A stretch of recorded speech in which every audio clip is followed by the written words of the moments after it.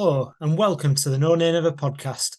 Adam here to give you a full FPL update after the conclusion of game week 4, and now we can take stock and assess the start of the season and use this international break to put some plans in place for the upcoming game weeks. I'm going to start by sharing the website and going through the team of the season so far. So there's 5 Spurs players in this list, probably because obviously they've had a good start. We saw them ourselves at the turf on Saturday, and they've got a few players that have really performed.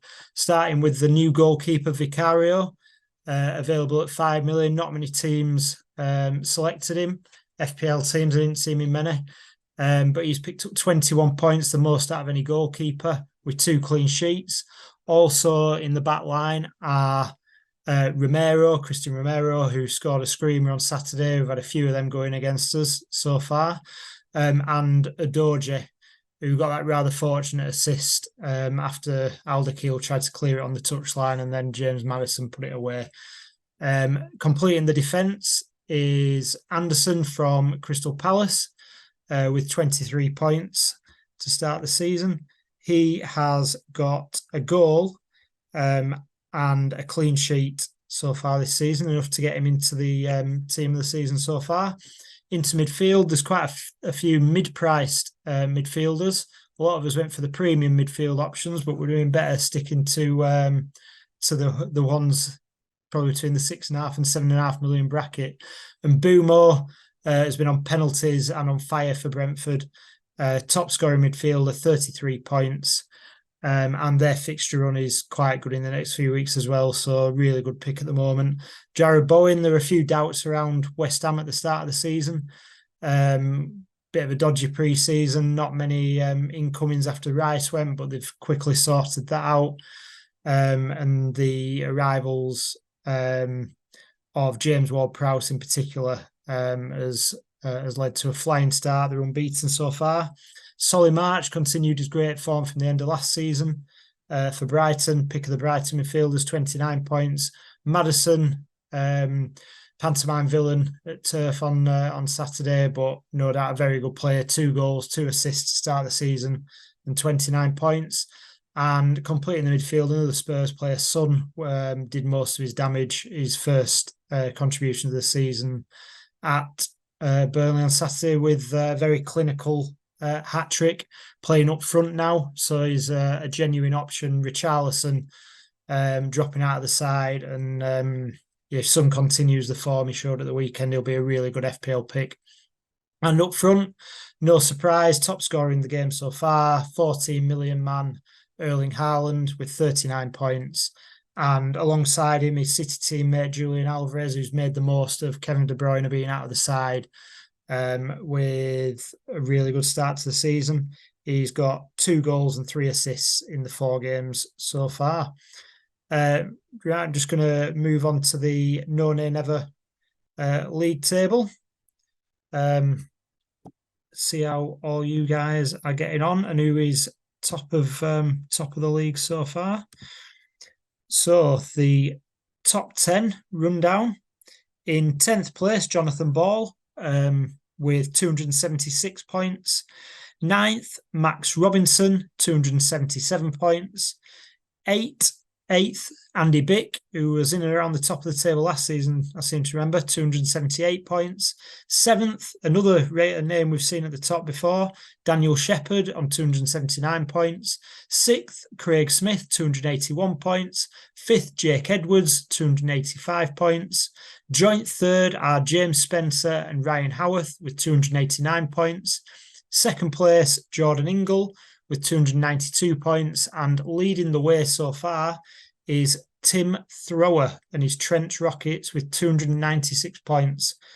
Very close to that 300 point mark, and an overall rank so far of 5,912 out of nearly 10 million players.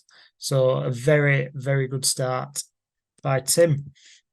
And if we're going to have a look at his team to see what his tricks have been so far, he's he's got some of the hitters that we've spoken about, Adoje, Maddison and Bumo, Haaland, all in there. He's gone for Salah. Liverpool's fixtures obviously turn quite nice in the next few weeks as well. So he's a very strong start. He has played a couple of chips, played his bench boost in game week 1, which is a popular tactic for some players who don't want the complications of playing it later in the season. But he seems to have played it well so far, and he's got an early lead in the No Nay Never table. Now we've got the August Manager of the Month to crown. So just run down the top 5, and obviously there will be some similar names in there. Joint 4th, Jake Edwards and Evan Dobson with 205 points. 3rd place, James Spencer, 214. 2nd, Jordan Ingles, also 214. And Tim is our monthly winner as well. He scored 219 points in August and wins himself a No Nay Never sticker. So Tim, if you want to get in touch with us on Twitter, Facebook, or email, then we will get that sent out to you. Just a few pointers now. So the first wild card is obviously a big talking point. There's been quite a few defensive injuries in particular so far this season, with Shaw, John Stones, really popular picks, getting injured early on, Reece James as well. So there have been some issues for FPL managers to deal with. Last year it was probably quite smooth going with injuries to the template, but not so far this year. The most popular time to wildcard seems to be in the next international break, so in the build-up to game week 9, which is, you'll have the 2-week break between fixtures to be able to play with your team and have a look at it, and there's quite a few good fixture swings at that point for some of the big hitting teams. Some teams to target in the next few weeks, if you did want a wildcard now, or if you just want to target some transfers, are probably Chelsea, even though they did obviously have that blip at home to Nottingham Forest. We've got some nice fixtures coming up. Newcastle, after a really difficult start to the season, their fixtures start to turn from game week 5. And Man City, obviously they're a juggernaut against anyone. But yeah, their fixtures continue to be kind up until that next international break. We've also had the first double game week of the season announced, which will be in game week 7, I think.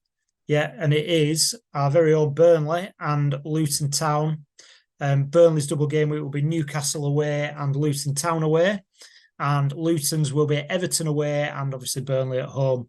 So I think the popular picks from the Burnley team will be Jordan Beyer at 4 million if he continues to play, and we can sort out our leaky defence. And then I think the early signs up front, obviously Lyle Foster, 2 goals so far. Amdouni's look sharp. Probably want to just keep an eye on in the next couple of weeks, but I think a Burnley attacker can be a real genuine option from game week 7, because you'd get the double game week. They're pretty cheap, so they can go on your bench if needed in the tough games. And Burnley's fixtures, thankfully, do get better from game week 9. So hopefully we'll get some points on the board in the Premier League and some points on the board on FPL.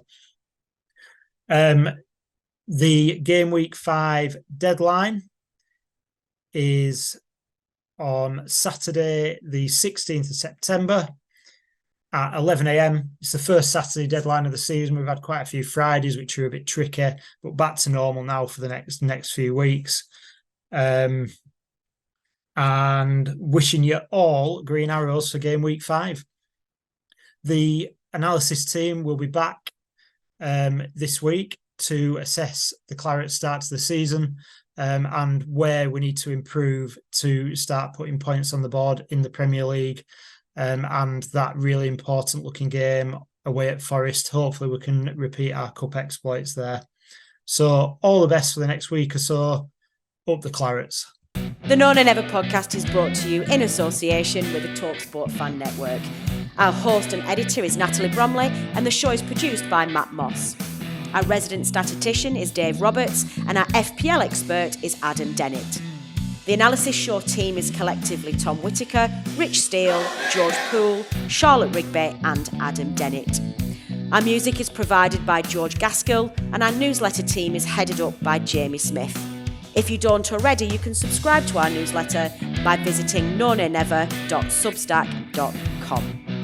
Thanks as ever go to our partners TalkSport. We are proud to be associated with the TalkSport Fan Network.